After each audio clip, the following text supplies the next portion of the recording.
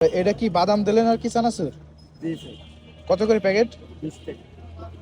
20 আমি যত টাকা। বাদাম দিই, ওই দেখেন আমার পাশাপাশি দোকান আছে, 1 কেজি বেচে, আধা কেজি বেচে।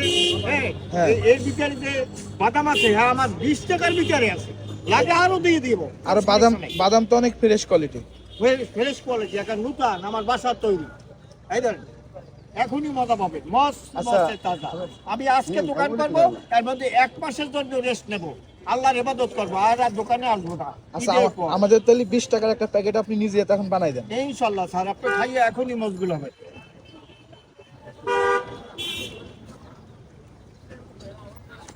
এটা কি লবণ?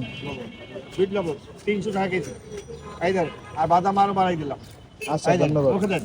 বদলা লোক ভরি দেবে এই ইনশাল্লাহ। আছে 20 টাকার না? জি।